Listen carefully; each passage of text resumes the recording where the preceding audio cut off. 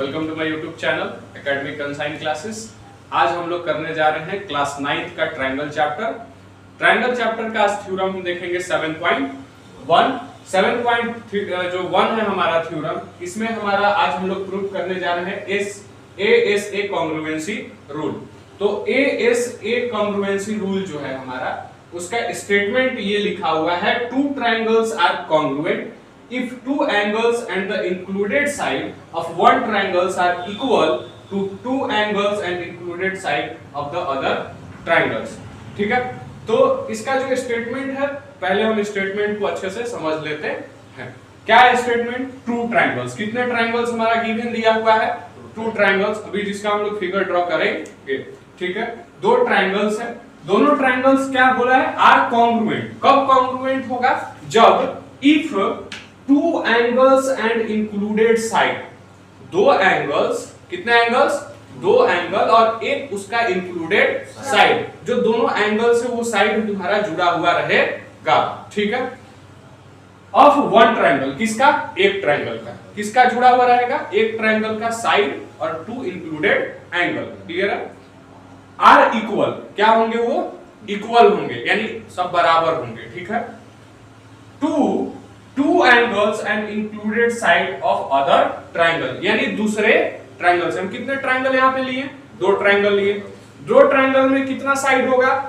एक ट्रायंगल में तीन साइड, तीन एंगल होंगे। दूसरा भी ट्रायंगल में हमारा तीन साइड और तीन एंगल होगा ही होगा।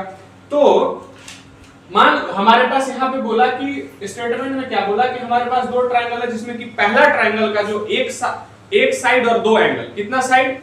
एक साइड और दो एंगल जो होगा हमारा दूसरे वाले ट्रायंगल से। क्लियर हो गया? दूसरे वाले ट्रायंगल से उसके साइड और एंगल से इक्वल होना चाहिए। बात समझ में आ रहा है कि नहीं आ रहा है? फिगर ड्रॉ करेंगे, सब समझ में आ जाएगा। चलो, तो फिगर है हमारे पास, टू ट्रायंगल्स है।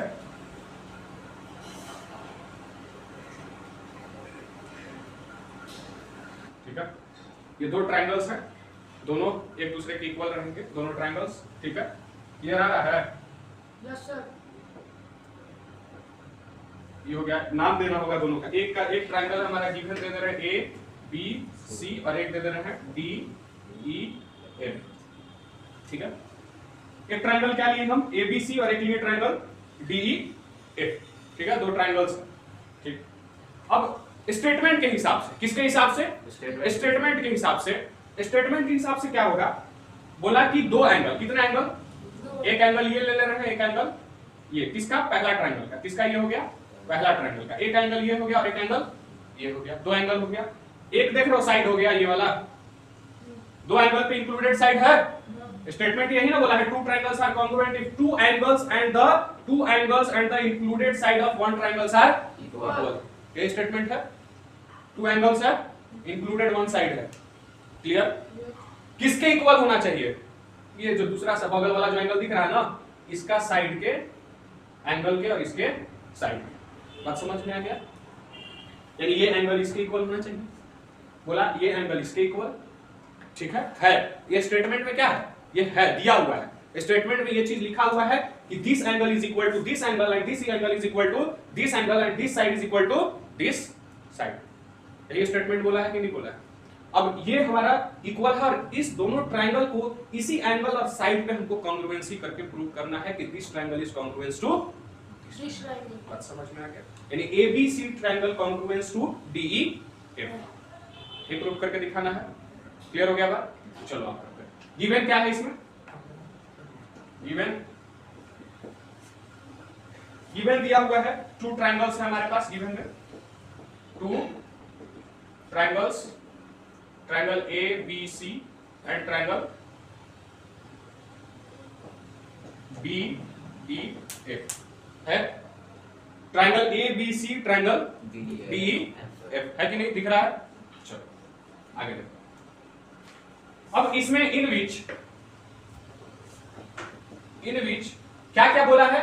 एंगल इक्वल होगा। क्या एंगल? पहले दो एंगल है ना इक्वल, तो angle B is equal to angle E, दिख रहा है? Yes sir. Angle B is equal to angle E, angle C is equal to angle F, angle B, दो एंगल हो गया। अब क्या बचा? साइड। कौन सा side? BC is equal to EF। यानी इतना बात जो है ना हमारा इस थ्योरम में गिवन दिया हुआ है। स्टेटमेंट में सब बात लिखा हुआ है। समझ में आ रहा है कि नहीं आ रहा है? स्टेटमेंट में सब बात लिखा हुआ है। ठीक है, अब हम लोग क्या करेंगे, प्रूफ क्या करके लाना, प्रूफ दैट, क्या प्रूफ करना है, ध्यान से देखो।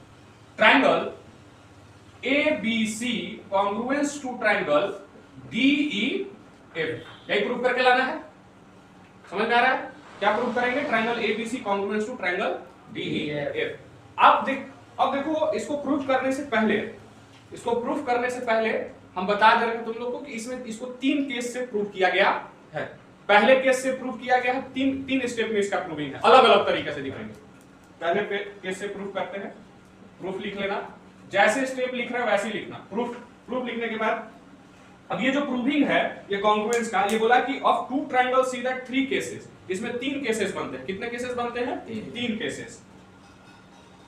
The congruency of the two triangles see that 3 cases, कितने केसेस? 3 केस। 3 केसेस अराइज हुए ना,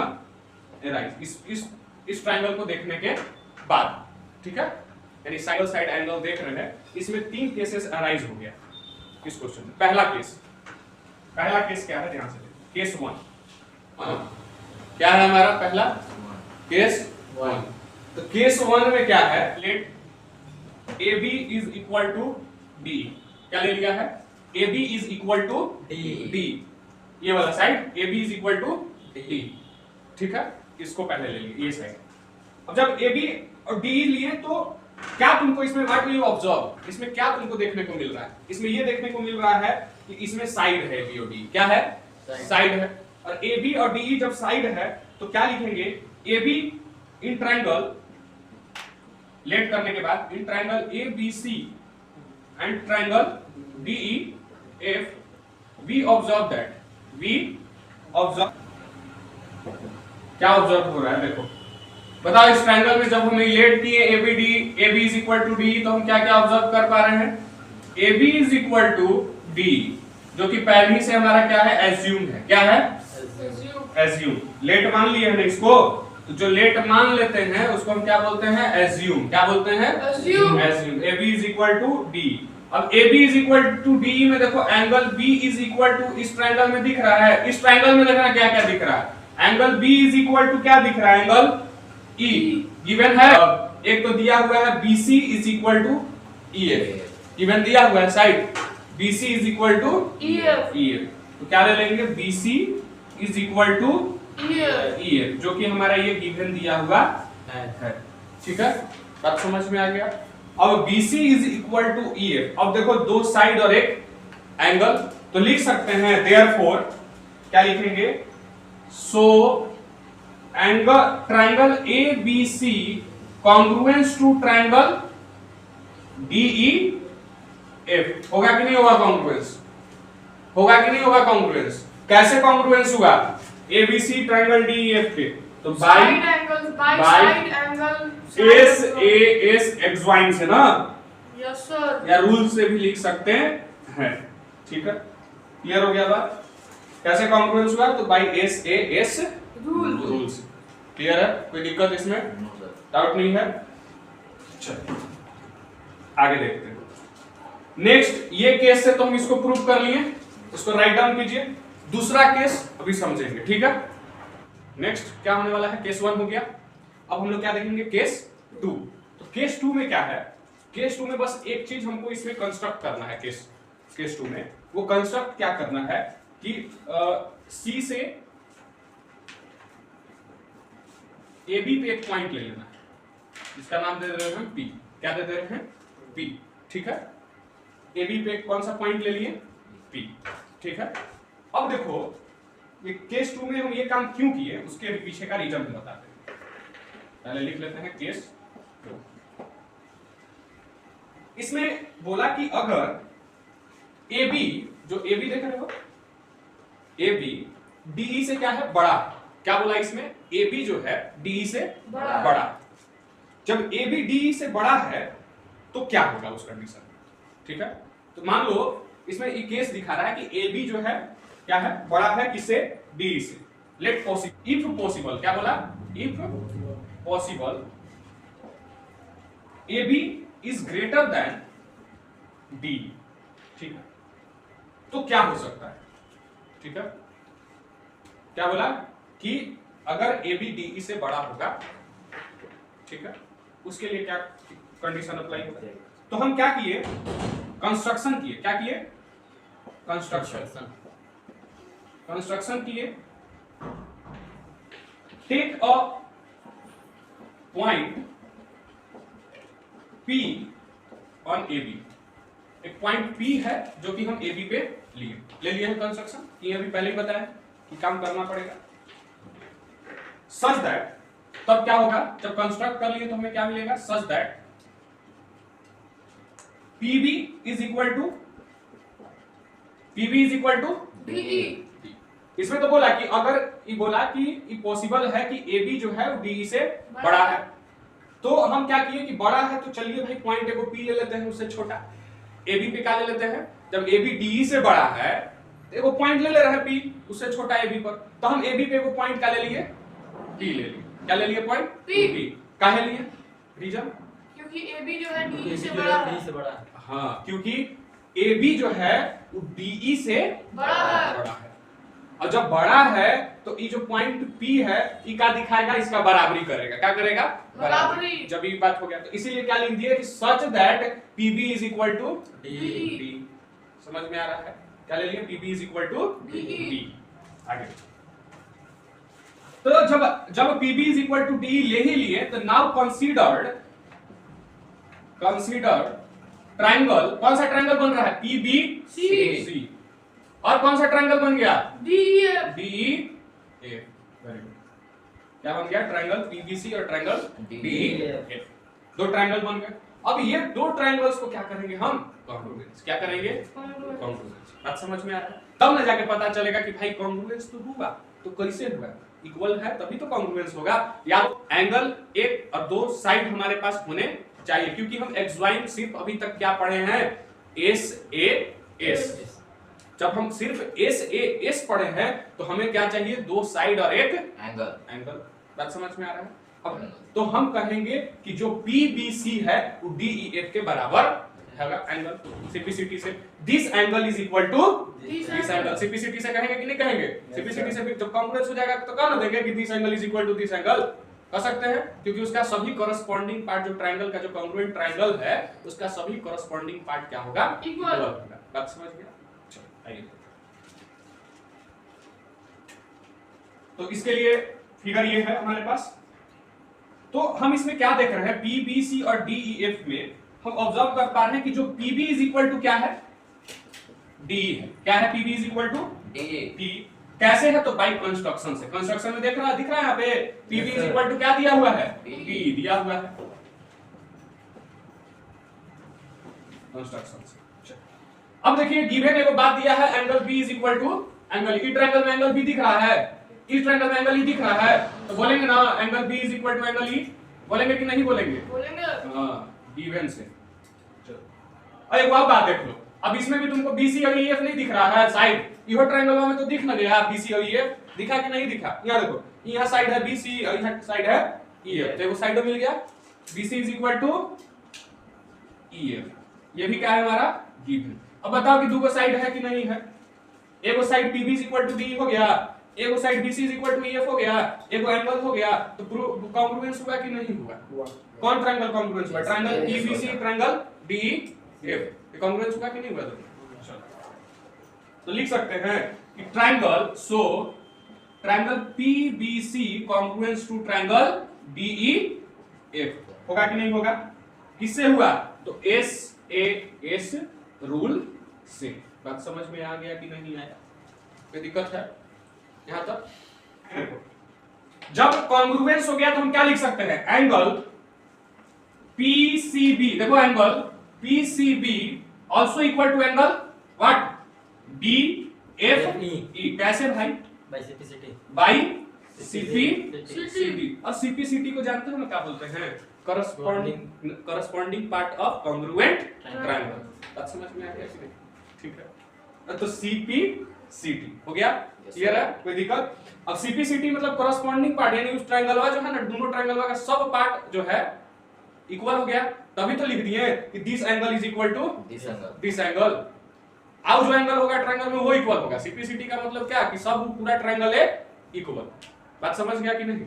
तो इसीलिए बोलते हैं corresponding part of congruent triangle. ठीक है, अब जो करस्पॉन्डिंग पार्ट होगा ट्रायंगल में देख लेना, क्या वो करस्पॉन्डिंग पार्ट होता है, कल पढ़ा है। ठीक है, करस्पॉन्डिंग पार्ट क्या होता है? करस्पॉन्डिंग पार्ट साइड होता है, करस्पॉन्डिंग पार्ट एंगल होता है, वर्टेक्स भी है ये साथ, लेकिन वर्टेक्स को देखते नहीं, वर्टेक्स से ही एंगल ऑफ साइड मिलता है ना, तो भी एक करस्पॉन्डिंग पार्ट होता है। ठीक है, चलो आगे। तो angle PCB is equal to angle DFE by CPCT। Clear है बात? कोई दिक्कत है इसमें? चलिए आगे देखिए। तो लेकिन हमारा गिवन में क्या दिया हुआ है? ये तो हम कर लिए CPCT से प्रूव कि PCB is equal to DEF, लेकिन गिवन क्या है? ABC is angle ABC is also equal to angle DEF। ये भी तो कॉन्ग्रुएंस हो गया है। कॉन्ग्रुएंस किया है केस 1 में। क्या कॉन्ग्रुएंस केस 1 में कॉन्ग्रुएंस करके दिखाया है? ABC congruence to triangle DEF।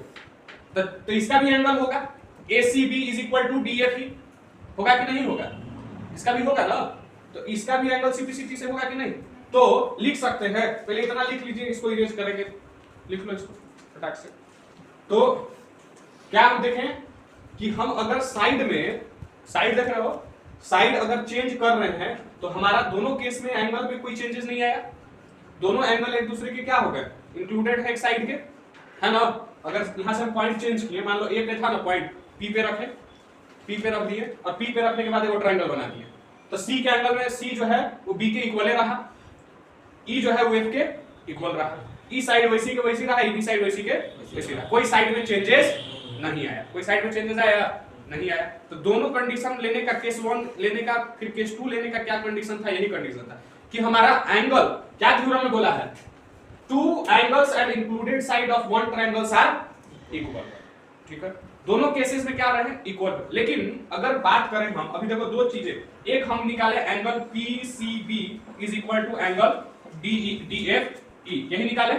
लेकिन हम तो जानते हैं ना कि एंगल एक हमें पता है कॉन्ग्रुएंसी से ACB is equal to angle DFE हुआ, यानी triangle ABC congruence to triangle DEF हुआ। तो CPCT से हमको क्या मिला? ACB is equal to angle, यानी angle ACB is equal to angle DFE। Clear हो गया? दूसरा जो हम कॉन्ग्रुएंस किए, दूसरे केस में जो कॉन्ग्रुएंसी किए, हम क्या किए? ट्रायंगल PCB, क्या कॉन्ग्रुएंस किए थे? Triangle PCB is congruence to triangle DEF, ये किए थे। तो उससे CPCT से हमको क्या मिला? Angle PCB is equal to angle DFE। बात समझ में आ गया कि नहीं? तो दो CPCT से बातें हमको पता चला था, दो अलग अलग। तो अब ये बताइए आप, प्रश्न यहाँ ये उठता है कि जो दोनों है, तो दो एक देखो PCB also equal to angle DFE और ACB angle is also equal to DFE, यानी दोनों कंडीशन में क्या है? DFE जो एंगल है ना, दोनों के साथ इक्वल है। देख लो, दिख रहा है? देखो यहाँ पे एंगल, देखो यहाँ पे एंगल P हो गया, C हो गया, B हो गया, ये किस एंगल के इक्वल है? एंगल DFE के। और जो बड़ा ये देखो, जो यहां से पॉइंट से लेंगे ACB also equal to angle DFE, CPCT से दोनों एंगल इक्वल है। अब लेकिन दोनों ऐसा पॉसिबल नहीं होगा, ऐसा पॉसिबल नहीं है कि this is also, this angle is also equal to this angle and this angle is also equal to this angle, ऐसा पॉसिबल नहीं है। भले कॉन्ग्रुएंस कर लिए, CPCT से ले भी हैं, लेकिन अगर कोई कह देगा कि बताइए जो PCB है वो DFE के इक्वल होगा, तो नहीं होगा। ABC ही DFE के इक्वल होगा। अगर हमको उसके इक्वल लाना है तो P वाले पॉइंट को कहां रखना पड़ेगा? A पे। बात समझ में आया कि नहीं आया? जब हम P को A पे रख देंगे तब जाके वो इक्वल होगा एंगल। बात समझ में आया? क्लियर हो गया? अब वहां A के जगह पॉइंट का नाम रख दीजिए, P रख दीजिए, चाहे Z रख दीजिए, चाहे M रख दीजिए, चाहे Q रख दीजिए। क्लियर हो गया? जब आपको इक्वल दिखाना है तो आपको P को उठा के कहां रखना पड़ेगा? A की जगह। बात समझ गए कि नहीं समझ गए? अब देखिए कैसे, इसको लिख देते हैं ये वाला बात। This is possible, this is possible, कब पॉसिबल होगा? This is possible only if P coincides with A। P कहां कोइंसाइड रहेगा? A के साथ। P कोइंसाइड्स कहां रहेगा? A के साथ। तभी जो है PCB is equal to DFE लिख सकते हैं। Angle PCB is equal to angle DFE लिख सकते हैं, अदरवाइज नहीं लिख सकते हैं। यानी P को कहां कोइंसाइड होना पड़ेगा? A पे। बात समझ में आ गया कि नहीं? क्लियर है बात? कोई दिक्कत है? चल तो क्या लिख सकते हैं? और BA is equal to ED। BA is equal to, देखो BA is equal to ED, तो BA is equal to ED होगा तो क्या हो जाएगा? सो triangle ABC congruence to triangle DEF by SAS। इसको तो कॉन्ग्रुएंसी करके ले आए, लेकिन CPCT से ये DFE के इक्वल नहीं आया। बात समझ में आ गया कि नहीं आ गया? CPCT से किसके इक्वल नहीं आया? DFE के इक्वल नहीं आया। DFE के इक्वल एक ही आ सकता है एंगल, वो है ACB। अगर आपको ये DFE को ACB के इक्वल लाना है तो P पॉइंट को A के जगह रखना पड़ेगा, तब जाके कह सकते हैं angle PCB is equal to angle DFE। ऐसे आप नहीं कह सकते। क्लियर हो गया बात? तब जाके कहेंगे, तब हमको उससे क्या पता चलेगा कि BA is equal to ED, BA is equal to ED, तब हम कहेंगे and triangle ABC congruence to triangle DEF by SAS rule. खत्म हो गया केस 2। केस 3 जो है सेम ऐसे ही होगा, बस केस 3 आप लोग कीजिएगा। केस 3 प्रूफ जो करना है वो आप लोगों को करना है। केस 3 में क्या करना है, उसमें बस ये P वाला जो पॉइंट है, P जो पॉइंट है इसको मिटा देना है, और P पॉइंट को यहां से मिटा के इस पॉइंट पे यानी बगल वाले ट्रायंगल के इस पॉइंट पे जो है यहां पे ले लेना है आपको M। ठीक है? और बात समझ में आ गया? अब DE पे यहां एक पॉइंट ले लिए M। अब क्या कहेंगे कि ME is equal to AB। ठीक है? क्या कहेंगे? ME is equal to AB। और जो कहते थे ना कि AB जो था इसके जो केस था हमारा, इसमें क्या हो जाएगा? AB is smaller than D। पिछले वाले में क्या था? AB is greater then D। अब की बार क्या हो जाएगा? AB is smaller than D। तभी ना जाके हम कहेंगे AB से बड़ा हो गया। अब D क्या हो गया? AB से बड़ा हो गया कौन? D। इसी के लिए ना, इसी की वजह से ना यहाँ M पॉइंट लिए। पहले AB बड़ा था तब P पॉइंट लिए थे उसको बराबर दिखाने के लिए। अब क्या बड़ा हो गया है? D। अब जब D बड़ा हो गया तो इस पे M पॉइंट ले लिए। अब इस पे प्रूव करके देखेंगे कि ये इसके क्या आ रहा है? इक्वल आ रहा है कि नहीं। जाहिर सी बात है सेम यही चीज होगा, नहीं आएगा। इसमें भी ट्रायंगल क्या आएगा? ABC congruence to triangle DFE आएगा, और एंगल ABC और angle ACB is equal to angle DFE ही आएगा।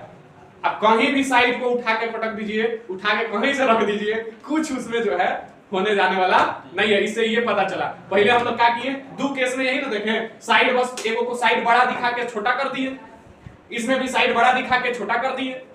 ठीक है? तो साइड बड़ा छोटा करने से जो है नहीं होगा। अगर हमको कॉन्ग्रुएंस दिखाना है तो उहे पॉइंट से दिखाना होगा जहां से वो है ट्रायंगल का पॉइंट। जैसे मान लीजिए यहाँ ये था तो ऐसे, अब यहाँ छोटा करने से इसको बड़ा करके इसको छोटा कर देने के बाद कहेंगे कि नहीं this is equal to this, तो गलत हो जाएगा। बात समझ में आया? अभी भी जो है केस में m जो है हमारे दिस इक्वल टू दिस जो है वो गलती आएगा। कॉन्ग्रुएंस तो हो जाएगा लेकिन वो किसके जगह नहीं ले पाएगा? एंगल ACB के जगह नहीं ले पाएगा। बात समझ कि नहीं? समझ रहे हो कि नहीं समझ रहे हो? Yes sir. ठीक है? तो इसको खुद से करना, ये वाला हम कल देखिए। इसको प्रूव करने के बाद आप लोग जो है कमेंट में मैसेज कीजिए कि आप लोग से बना कि नहीं, कैसे किए प्रूव। ठीक है? तो अगर ये थ्योरम समझ में आया होगा 7.1 ट्रायंगल का, तो हमारे वीडियो को बहुत ज्यादा मात्रा में बहुत लोगों के पास शेयर कीजिए, लाइक कीजिए, सब्सक्राइब कीजिए। Thank you.